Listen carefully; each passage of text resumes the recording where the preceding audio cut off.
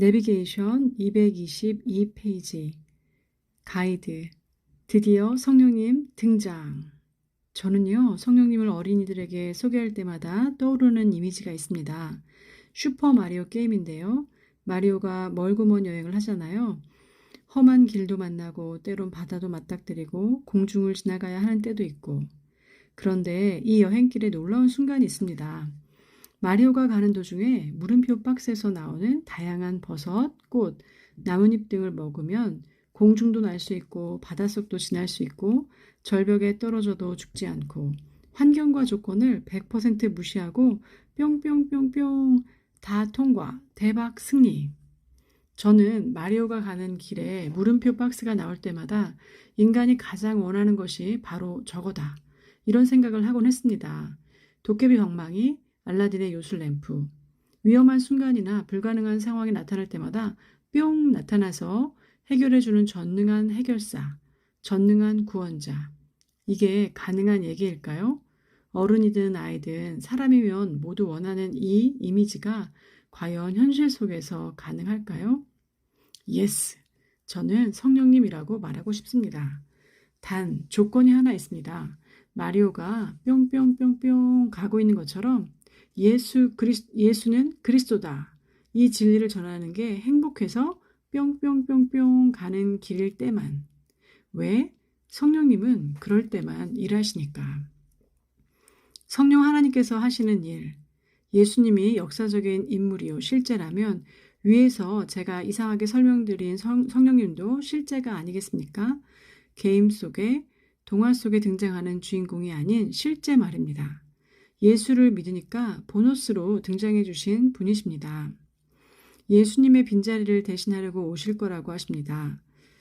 조직신학에서는 성령님은 예수님으로 말미암아 성부로부터 오시는 분이라고 합니다.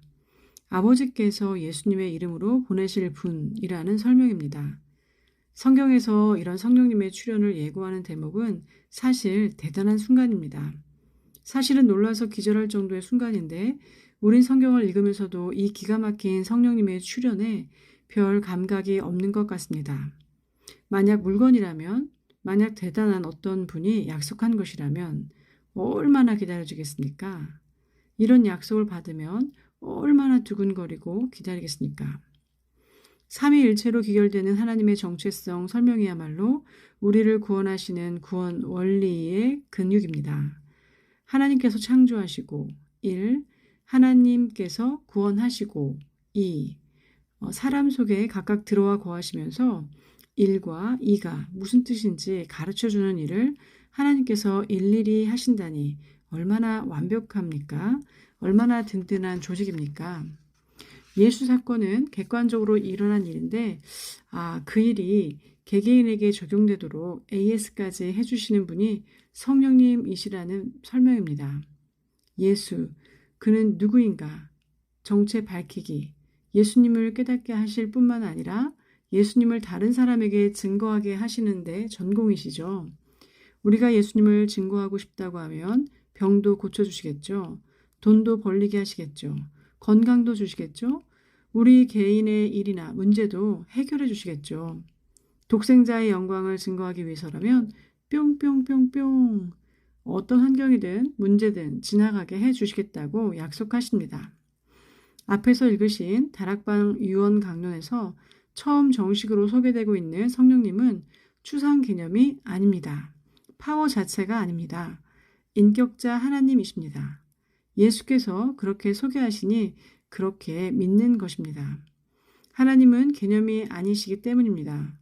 하나님과 예수님과 존재론적으로 격이 맞으려면 반드시 인격자이셔야만 합니다. 내가 휙휙 부리는 무슨 세력이 아닙니다. 당신 속에 거하시는 하나님이십니다.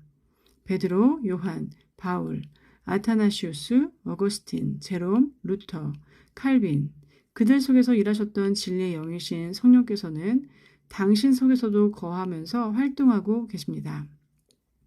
예수님, 하나님은 어떤 분이신지 가장 정확하게 보여주시는 분, 하나님의 영광을 깨닫게 하시려고 바로 당신 때문에 말입니다.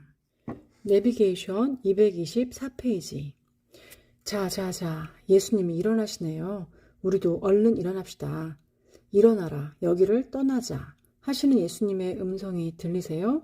지금까지 다락방에 있었거든요, 우리가. 그런데 이제 여기를 떠나자고 하십니다. 그럼 어디로 가시자는 걸까요?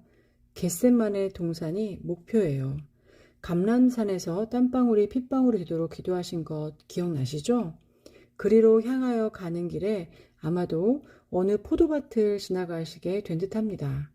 그때 예수께서 그곳에 머물러서 하신 강론이 포도나무 강론이랍니다. 포도나무 강론. 내비게이션 요한복음 15장, 16장. 다락방에서 일어나 이동하시는 중에 아마 어느 포도나무 밭에 이르렀을 때 강론을 하신 듯합니다. 그런데 그때 하셨던 말씀이 남아 있습니다. 요한복음 15장 1절로 17절. 아내, 아내, 아내. 이젠 읽기가 어렵지 않습니다.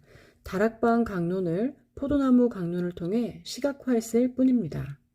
연합이라는 영적 가치를 포도나무라는 가시적 그림으로 보여주시는 것뿐입니다.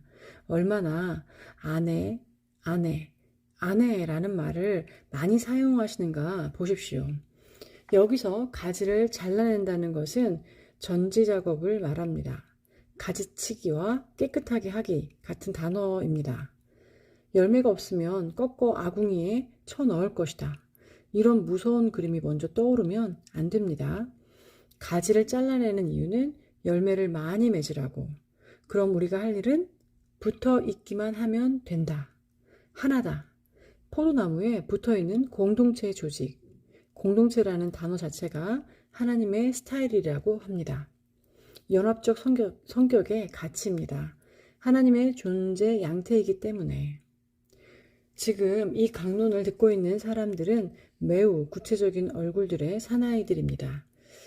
제자 11명, 너희들은 성령 안에 거하고 내 안에 거하라. 그리고 서로 연합해라. 너희는 예수 제자 조직이니까. 산상수훈을 주실 때 말씀하셨던 단아한 공동체 비전 스테이트먼트가 기억나야 합니다. 하나님의 나라가 임해 있는 공동체입니다.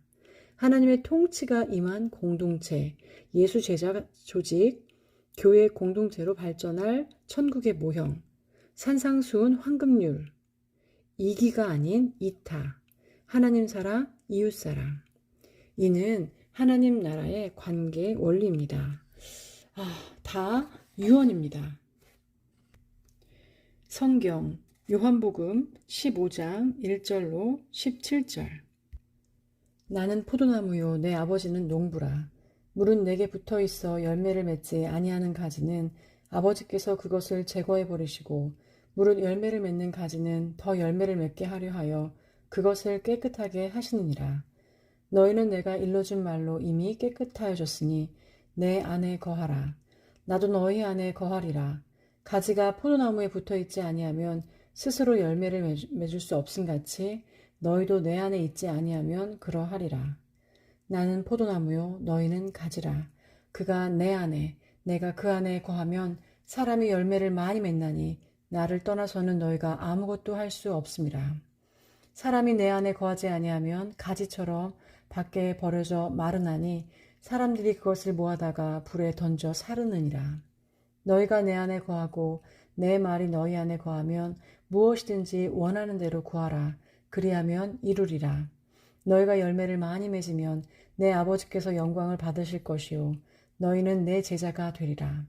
아버지께서 나를 사랑하신 것 같이 나도 너희를 사랑하였으니 나의 사랑 안에 거하라. 내가 아버지의 계명을 지켜 그의 사랑 안에 거하는 것 같이 너희도 내 계명을 지키면 내 사랑 안에 거하리라. 내가 이것을 너에게 이름은 내 기쁨이 너희 안에 있어 너희 기쁨이 충만하게 하려 함이라. 내 계명은 곧 내가 너희를 사랑한 것 같이 너희도 서로 사랑하라 하는 이것이니라. 사람이 친구를 위하여 자기 목숨을 버리면 이보다 더 큰 사랑이 없나니 너희는 내가 명하는 대로 행하면 곧 나의 친구라. 이제부터는 너희를 종이라 하지 아니하리니 종은 주인이 하는 것을 알지 못함이라. 너희를 친구라 하였노니 내가 내 아버지께 들은 것을 다 너희에게 알게 하였음이라. 너희가 나를 택한 것이 아니요 내가 너희를 택하여 세웠나니 이는 너희로 가서 열매를 맺게 하고 또 너희 열매가 항상 있게 하여 내 이름으로 아버지께 무엇을 구하든지 다 받게 하려 함이라. 내가 이것을 너희에게 명함은 너희로 서로 사랑하게 하려 함이라. 내비게이션 요한복음 15장 18절로 27절. 예수 공동체 대 세상. 세상 나라는 그렇지 않습니다. 예수 공동체와 세상, 이 두 대비가 보이면 이 본문을 읽을 수 있을 것입니다. 세상과 대조된다는 것을 기억하십시오. 성령님을 기다려라. 그러면 그가 나를 증언할 것이다. 그러면 너희 속에 거하시는 성령님과 함께 너희도 나를 증언할 것이다. 성경 요한복음 15장 18절로 27절. 세상이 너희를 미워하면 너희보다 먼저 나를 미워한 줄을 알라. 너희가 세상에 속하였으면 세상이 자기의 것을 사랑할 것이나 너희는 세상에 속한 자가 아니요 도리어 내가 너희를 세상에서 택하였기 때문에 세상이 너희를 미워하느니라. 내가 너에게 종이 주인보다 더 크지 못하다 한 말을 기억하라.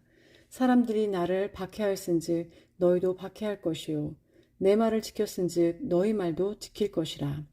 그러나 사람들이 내 이름으로 말미암아 이 모든 일을 너에게 하리니 이는 나를 보내신 이를 알지 못함이라. 내가 와서 그들에게 말하지 아니하였더라면 죄가 없었으려니와 지금은 그 죄를 핑계할 수 없느니라.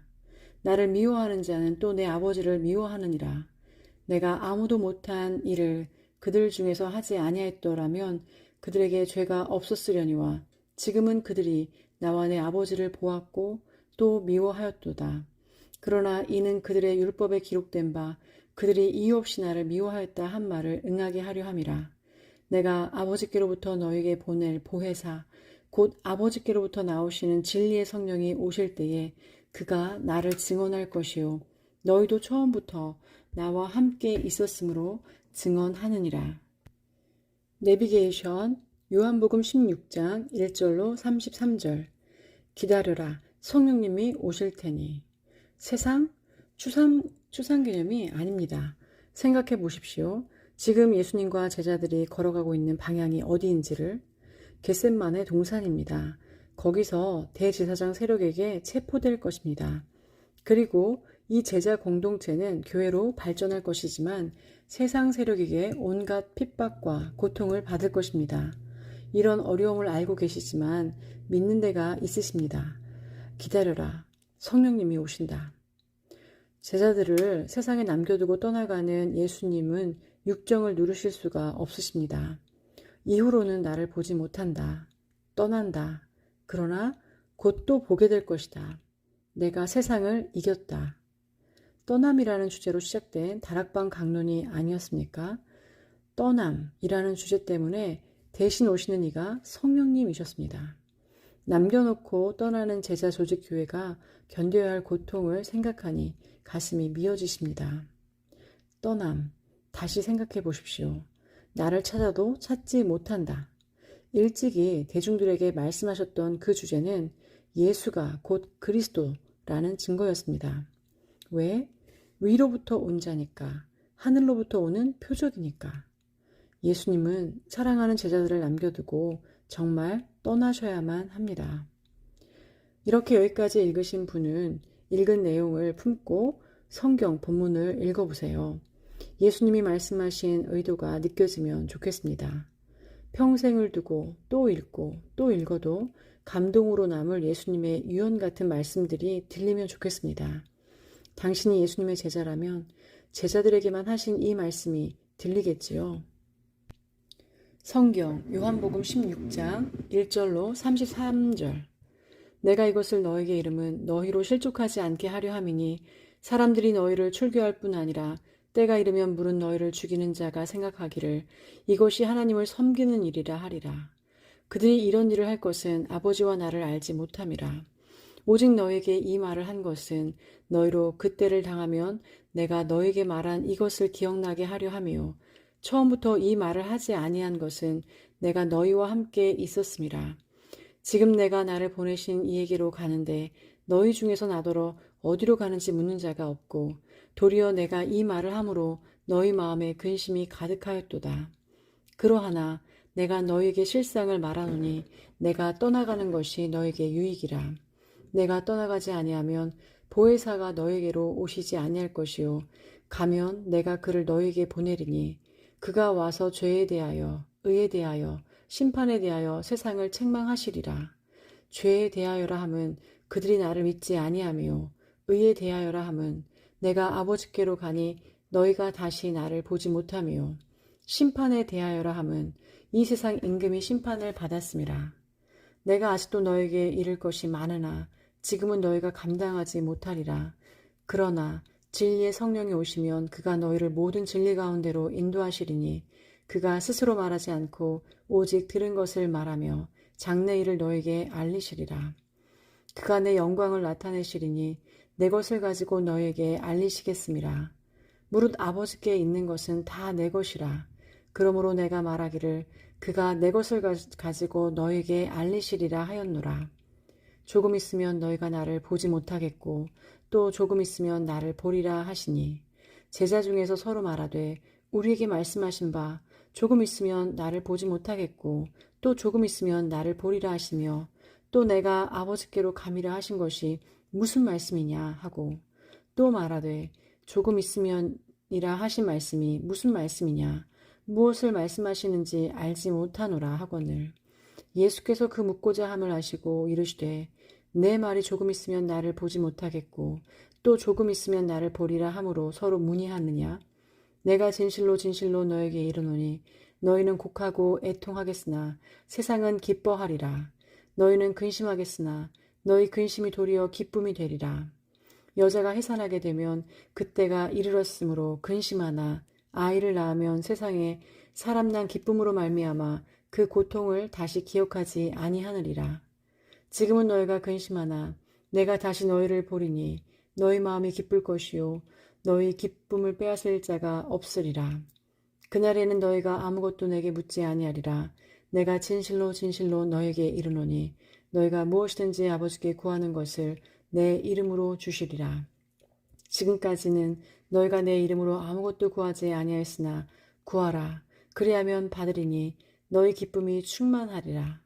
이것을 비유로 너에게 일렀거니와 때가 이르면 다시 비유로 너에게 이르지 않고 아버지에 대한 것을 밝히 이르리라. 그날에 너희가 내 이름으로 구할 것이요 내가 너희를 위하여 아버지께 구하겠다 하는 말이 아니니 이는 너희가 나를 사랑하고 또 내가 하나님께로부터 온 줄 믿었으므로 아버지께서 친히 너희를 사랑하심이라. 내가 아버지에게서 나와 세상에 왔고 다시 세상을 떠나 아버지께로 가노라 하시니 제자들이 말하되 지금은 밝히 말씀하시고 아무 비유로도 하지 아니하시니 우리가 지금에야 주께서 모든 것을 아시고 또 사람의 물음을 기다리시지 않는 줄 아나이다. 이로써 하나님께로부터 나오심을 우리가 믿사옵나이다. 예수께서 대답하시되 이제는 너희가 믿느냐? 보라 너희가 다 각각 제 곳으로 흩어지고 나를 혼자 둘 때가 오나니 벌써 왔도다. 그러나 내가 혼자 있는 것이 아니라 아버지께서 나와 함께 계시니라. 이것을 너에게 이르는 것은 너희로 내 안에서 평안을 누리게 하려 함이라. 세상에서는 너희가 환난을 당하나 담대하라. 내가 세상을 이기었노라. 내비게이션 대제사장적 중보기도라 불리는 기도 요한복음 17장 남아있게 되는 제자들이 못내 안쓰러워서 끝까지 뒤를 봐주시는 의리의 보스 예수 그들을 위해 구체적으로 하나님께 기도하셨는데 다행히 그 내용이 남아있습니다. 요한이 남겼습니다. 고기 잡던 어부 요한 얼마나 고마운지 가이드 빗자루를 떨어뜨리고 제가 결혼하던 해 어느 날 아침 요한복음 테이프를 들으면서 방 청소를 했던 기억이 납니다. 바로 이 본문이었습니다. 애잔하게 들려오는 예수님의 기도 소리를 듣다가 그만 손에 쥐고 있던 빗자루를 떨어뜨리고 방바닥에 주저앉아 엉엉 울었던 기억이 납니다. 당시 의미를 알면 얼마나 알았겠습니까? 그래도 예수님이 옆에 계신 것처럼 그 안타까운 심정이 전해져 오는데 견딜 수가 없었습니다. 지금까지 생생하네요. 통칭 예수님의 대제사장적 기도라고 이름 붙여진 내용입니다. 제자들을 위한 중보 기도이기 때문입니다. 그런데 막연한 중보가 아닙니다. 매우 구체적입니다. 방금 전까지 제자들에게만 유언 강론을 하지 않으셨습니까? 바로 이 엄청난 하늘의 비밀 문서 같은 강론을 경청한 제자들을 위해 중보 기도하신다고 생각해야 합니다. 이 절박한 순간 최종 목적지 십자가를 앞에 두시고 더 이상은 숨길 것도 없고 감출 것도 없이 진솔하게 총정리하시는 기도. 다 풀어내시고 떠나시는 마당입니다. 그동안 살아내신 공생의 3년이 의미가 있으려면 계승되어야 합니다. 손때 묻힌 제자들이 그 역할을 잘 감당하면 좋겠다는 것이 마지막 기도 제목일 수밖에 없습니다. 부모들이 소천하는 순간 관심은 자식뿐입니다. 마찬가지입니다. 예수님은 제자들이었습니다. 여기 나타나는 단어, 저희들, 저희들, 저희들 얼마나 많이 사용하시는지 세어보세요. 얼핏 봐도 엄청납니다. 예수님의 마지막 관심은 민중도 아니고 당국자들도 아니고 제자들이었습니다.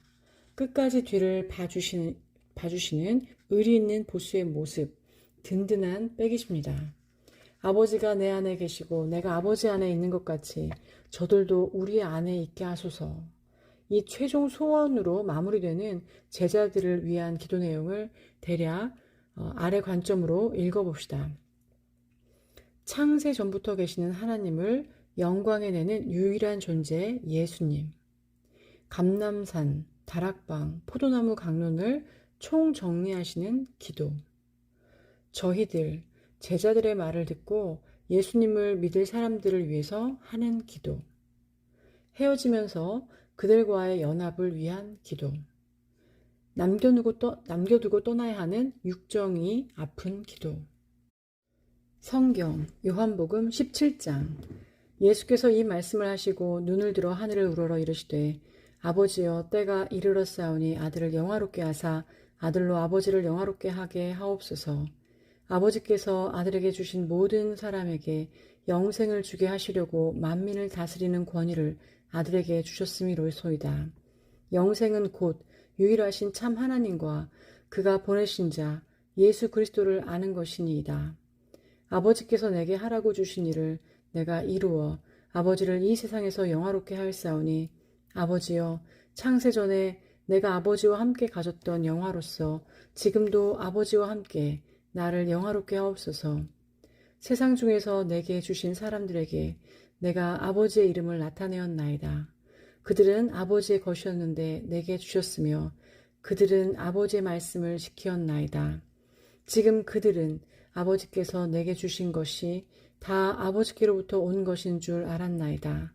나는 아버지께서 내게 주신 말씀들을 그들에게 주었사오며 그들은 이것을 받고 내가 아버지께로부터 나온 줄을 참으로 아오며 아버지께서 나를 보내신 줄도 믿었사옵나이다. 내가 그들을 위하여 비옵나니 내가 비옵는 것은 세상을 위함이 아니요 내게 주신 자들을 위함이니이다. 그들은 아버지의 것이로소이다. 내 것은 다 아버지의 것이요 아버지의 것은 내 것이온데 내가 그들로 말미암아 영광을 받았나이다. 나는 세상에 더 있지 아니하오나 그들은 세상에 있사옵고 나는 아버지께로 가옵나니 거룩하신 아버지여 내게 주신 아버지의 이름으로 그들을 보존하사 우리와 같이 그들도 하나가 되게 하옵소서. 내가 그들과 함께 있을 때에 내게 주신 아버지의 이름으로 그들을 보존하고 지키었나이다. 그 중에 하나도 멸망하지 않고 다만 멸망의 자식뿐이오니 이는 성경을 응하게 함이니이다. 지금 내가 아버지께로 가오니 내가 세상에서 이 말을 하옵는 것은 그들로 내 기쁨을 그들 안에 충만히 가지게 하려 함이니이다. 내가 아버지의 말씀을 그들에게 주었사오매 세상이 그들을 미워하였사오니 이는 내가 세상에 속하지 아니함 같이 그들도 세상에 속하지 아니함으로 인함이니이다. 내가 비옵는 것은 그들을 세상에서 데려가시기를 위함이 아니요 오직 악에 빠지지 않게 보존하시기를 위함이니이다. 내가 세상에 속하지 아니함 같이 그들도 세상에 속하지 아니할사옵나이다. 그들을 진리로 거룩하게 하옵소서. 아버지의 말씀은 진리니이다. 아버지께서 나를 세상에 보내신 것 같이 나도 그들을 세상에 보내었고 또 그들을 위하여 내가 나를 거룩하게 하오니 이는 그들도 진리로 거룩함을 얻게 하려 함이니이다. 내가 비옵는 것은 이 사람들만 위함이 아니요 또 그들의 말로 말미암아 나를 믿는 사람들도 위함이니 아버지여 아버지께서 내 안에 내가 아버지 안에 있는 것 같이 그들도 다 하나가 되어 우리 안에 있게 하사 세상으로 아버지께서 나를 보내신 것을 믿게 하옵소서. 내게 주신 영광을 내가 그들에게 주었사오니 이는 우리가 하나가 된 것 같이 그들도 하나가 되게 하려 함이니이다. 곧 내가 그들 안에 있고 아버지께서 내 안에 계시어 그들로 온전함을 이루어 하나가 되게 하려 함은 아버지께서 나를 보내신 것과 또 나를 사랑하신 같이 그들도 사랑하신 것을 세상으로 알게 하려 함이로소이다. 아버지여 내게 주신 자도 나 있는 곳에 나와 함께 있어 아버지께서 창세전부터 나를 사랑하심으로 내게 주신 나의 영광을 그들로 보게 하시기를 원하옵나이다. 의로우신 아버지여 세상이 아버지를 알지 못하여도 나는 아버지를 알았사옵고 그들도 아버지께서 나를 보내신 줄 알았사옵나이다. 내가 아버지의 이름을 그들에게 알게 하였고 또 알게 하리니 이는 나를 사랑하신 사랑이 그들 안에 있고 나도 그들 안에 있게 하려 함이니이다. 내비게이션 겟세마네 동산으로 이동합시다. 예수님 따라가기가 여러분도 피곤하겠지만 제자들도 이 밤이 피곤하고 예수님은 더더욱 피곤하십니다. 그런데 예수님은 드디어 이제 시작이십니다. 이번 주간 월, 화, 수, 목 스트레스 받으신 몸을 이끌고 목요일 밤 철야 신문 받으시고 내일 십자가에 돌아가실 때까지 버티시다가 돌아가시게 되니 말입니다. 내비게이션 누가복음 22장 31절로 38절, 마태복음 26장 30절로 35절, 마가복음 14장 26절로 31절. 겟세마네 동산으로 나아가시기 전 결전의 긴장감이 느껴지는 칼 대화가 오가고 비장한 겟세마네 기도를 시작하기 전 제자들에게 먼저 말문을 여신 내용입니다. 임박한 실전에 심장 고동 소리가 빨라지는 상황인데 아직도 뭔가 미진한 게 있으신 듯합니다.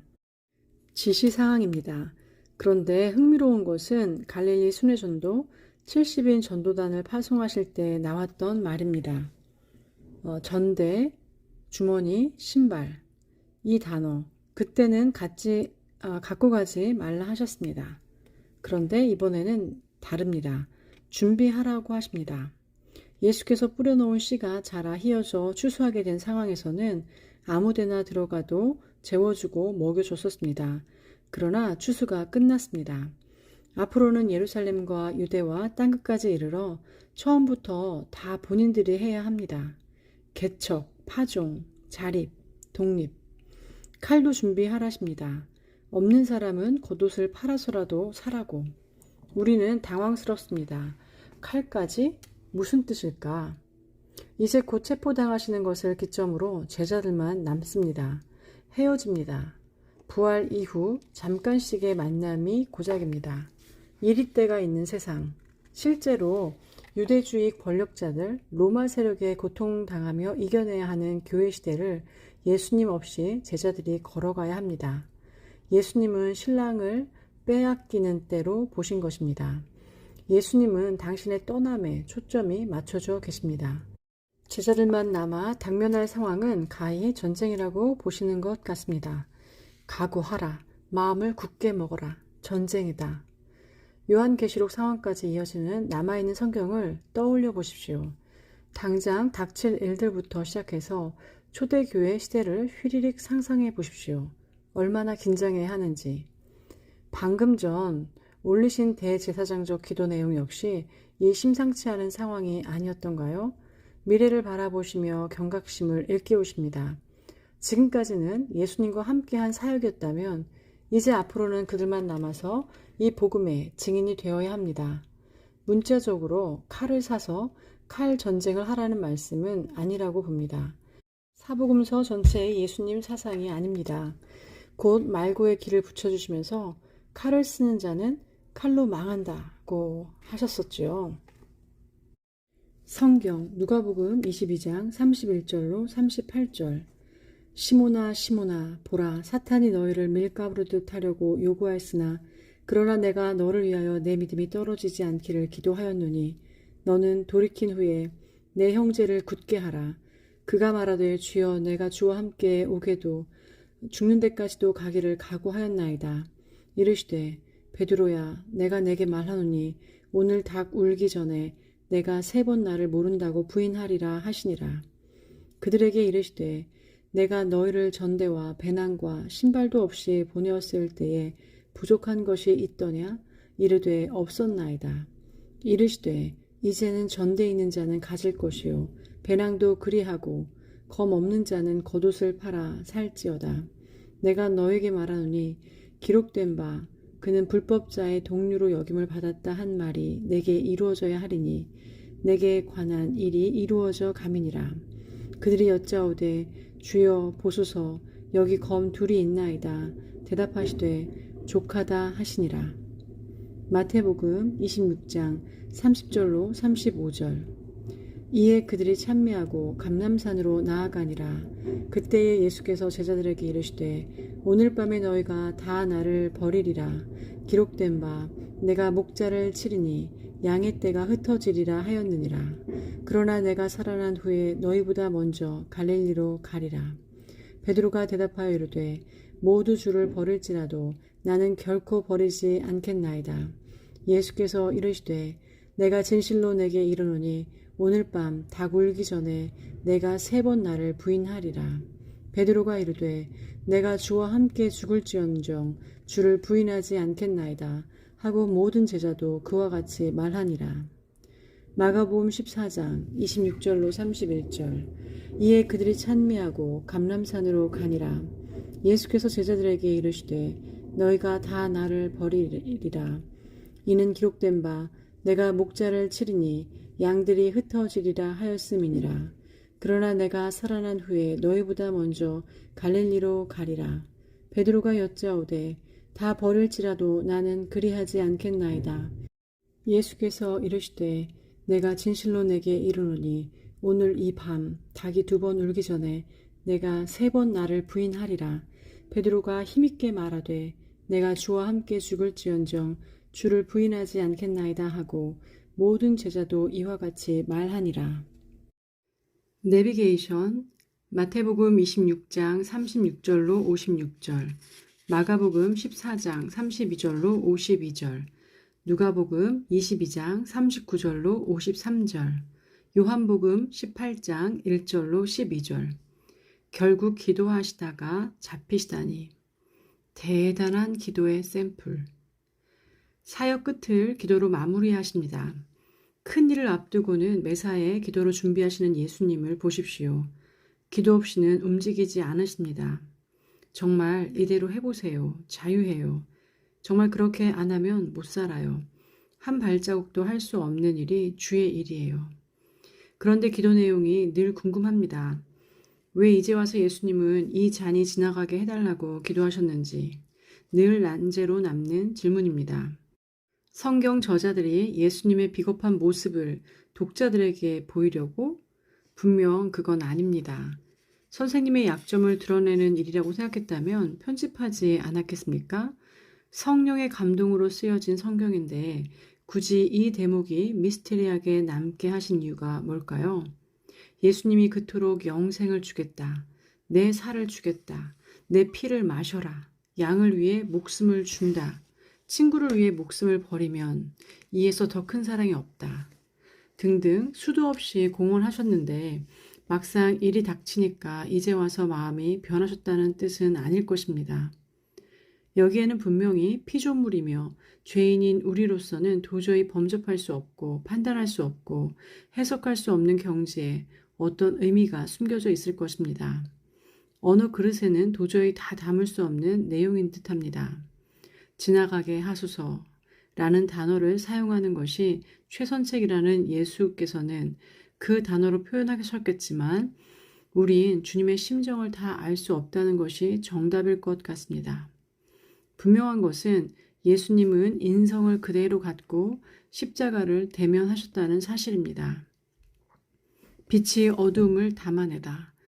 생명이 죽음에 동시에 겹치다. 이것이 가능한 개념인가? 감히 질문조차 할 수 없는 불가침 영역 아닐까요? 다만 우리 수준에서 생각하며 유추해 볼 수 있는 요점은 있는 것 같습니다. 우리에게 요구하시는 순종의 퀄리티입니다. 내 뜻이 있다는 것을 전제한 고통스러운 순종입니다. 극한 상황에서의 최고치의 순종입니다. 시험에 들지 않기를 기도하라.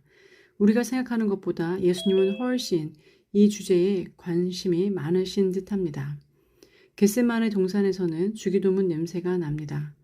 그 냄새 중 하나가 시험에 들지 않게입니다. 육체가 피곤하면 기도하지 못하고 기도하지 못하면 가파른 절벽으로 고꾸라지는 것이 사람입니다. 베드로나 우리나 마찬가지입니다. 미리 조심하라. 이것이 예수님의 어드바이스인 것 같습니다. 유비무한, 내 영적 취약 지점을 늘 의식하고 있어라.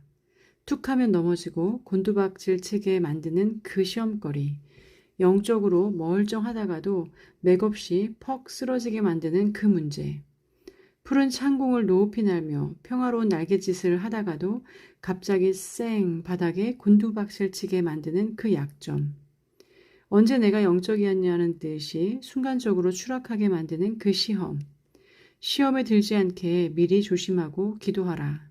예수님은 노심초사 이것을 걱정하십니다.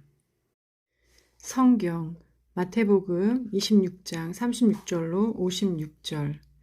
이에 예수께서 제자들과 함께 겟세마네라 하는 곳에 이르러 제자들에게 이르시되 내가 저기 가서 기도할 동안에 너희는 여기 앉아 있으라 하시고 베드로와 세베대의 두 아들을 데리고 가실새 고민하고 슬퍼하사 이에 말씀하시되 내 마음이 매우 고민하여 죽게 되었으니 너희는 여기 머물러 나와 함께 깨어 있으라 하시고 조금 나아가사 얼굴을 땅에 대시고 엎드려 기도하여 이르시되 내 아버지여 만일 할만하시거든 이 잔을 내게서 지나가게 하옵소서.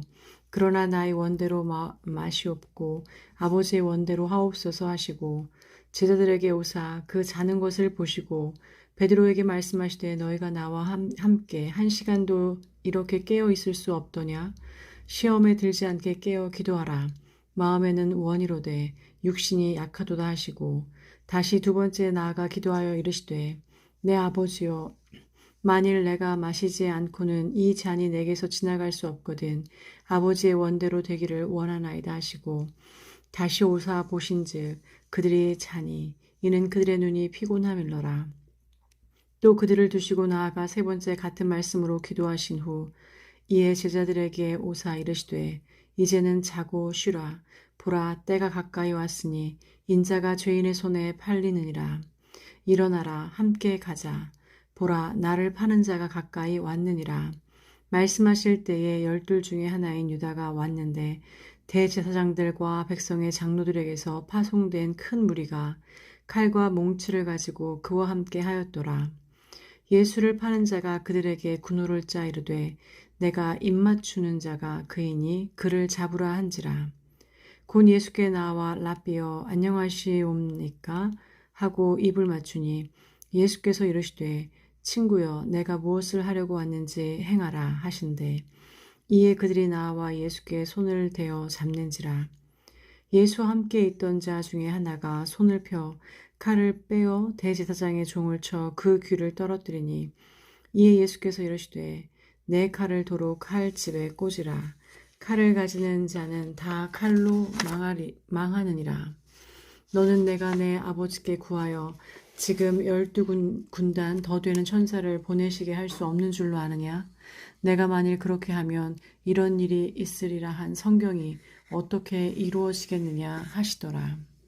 그때 예수께서 무리에게 말씀하시되 너희가 강도를 잡는 것 같이 칼과 몽치를 가지고 나를 잡으러 나왔느냐?